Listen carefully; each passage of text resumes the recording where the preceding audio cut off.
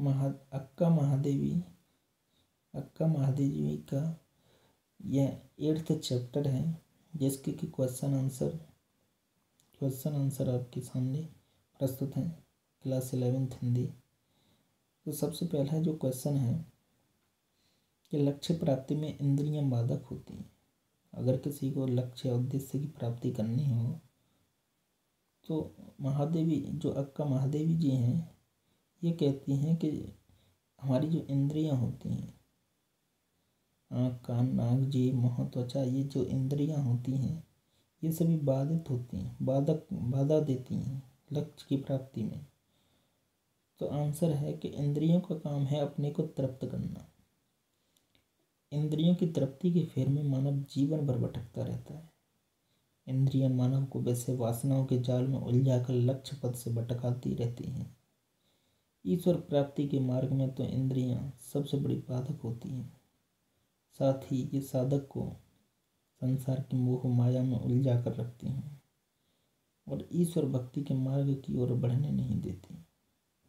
यह कथन बिल्कुल सत्य है कि लक्ष्य प्राप्ति में इंद्रियां बाधक होती हैं, पर यदि व्यक्ति में प्रबल कामना और दृढ़ विश्वास हो तो वह घर में रहकर भी अपनी इंद्रियों पर नियंत्रण कर सकता है और लक्ष्य पथ पर अग्रसर हो सकता है।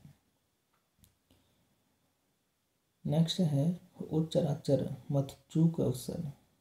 तो इस पंक्ति का आशय क्या है?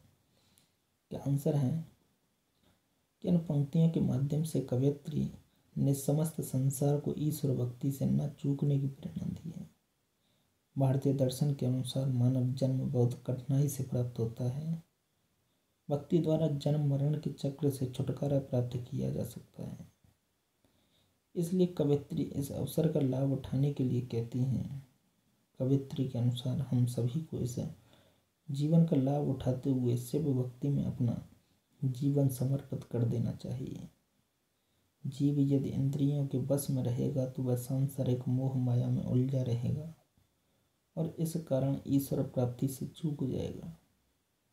अतः समय रहते हुए हमें इस दुर्लभ अवसर का लाभ उठाना चाहिए। संसार में इस पंक्ति में कवयित्री ने हमें भगवान शिव का यह संदेश भी दिया है कि लोगों को लोभ, मोह, ईर्ष्या आदि को त्याग कर ईश्वर प्राप्ति के लिए प्रयास करना चाहिए। नेक्स्ट क्वेश्चन है कि ईश्वर के लिए किस दृष्टांत का प्रयोग किया गया है? ईश्वर और उसके साम्य का आधार बताइए। तो ईश्वर के लिए जूही के फूल का दृष्टांत दिया गया है। ईश्वर और जूही के फूल का साम्य का आधार उसकी सुंदरता, कोमलता और महक है। जूही के फूल बहुत छोटे, सुकुमार और मधुर सुगंध वाले होते हैं। उसी प्रकार ईश्वर में भी जूही के फूल की तरह सारे गुण विद्यमान होते हैं। ईश्वर भी अत्यंत सूक्ष्म, कोमल और मधुर गुण वाले होते हैं। जूही के फूल की तरह ईश्वर की सुगंध भी चारों ओर फैली है। नेक्स्ट क्वेश्चन है कि अपना घर से क्या तात्पर्य है? इसे भूलने की बात क्यों कही गई? आंसर है कि अपना घर से यहाँ तात्पर्य व्यक्तिगत मोह माया में लिप्त जीवन से है कि व्यक्ति इस घर के आकर्षण जाल में उलझ कर ईश्वर प्राप्ति के लक्ष्य में पीछे रह जाता है। कवयित्री ऐसे मोह माया में लिप्त जीवन को छोड़ने की बात करती है, क्योंकि यदि ईश्वर को पाना है तो व्यक्ति को इस जीवन का त्याग करना होगा। ईश्वर भक्ति में सबसे बड़ी बात यही होती है। अपने घर को छोड़कर ही ईश्वर के घर में कदम रखा जा सकता है और उसकी उपासना करके उसे पाया जा सकता है। दूसरे वचन में ईश्वर से क्या कामना की गई है और क्यों? तो कवयित्री के दूसरे वचन में ईश्वर के सम्मुख संपूर्ण समर्पण का भाव है और इस वचन में ईश्वर से अपना सब कुछ छीन लेने की बात कही गई है। कवयित्री चाहती हैं कि वह सांसारिक वस्तुओं से पूरी तरह खाली हो जाए, उसे खाने के लिए भीख तक न मिले।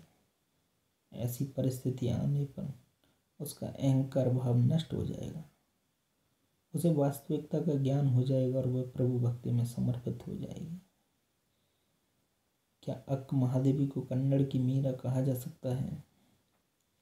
तो वस्तुतः देखा जाए तो दो व्यक्तियों की तुलना करना आसान कार्य नहीं है, परंतु फिर भी अक्का महादेवी और मीरा के जीवन को देखें तो दोनों के जीवन में हमें काफ़ी समानता या साम्य नज़र आता है।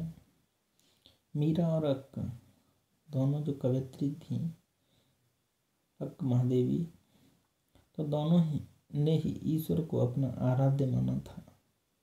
दोनों ने ही वैवाहिक जीवन को तोड़ा था।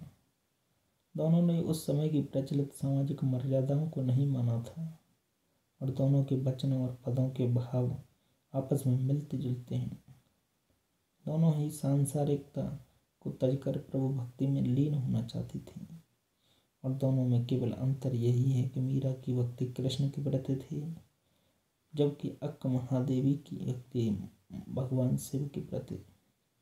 लेकिन दोनों में ही समर्पण का भाव होने के कारण हम यह कह सकते हैं कि अक्का महादेवी कन्नड़ की मीरा थी। इस प्रकार से दोस्तों आपको क्वेश्चन आंसर समझ में आए होंगे। धन्यवाद।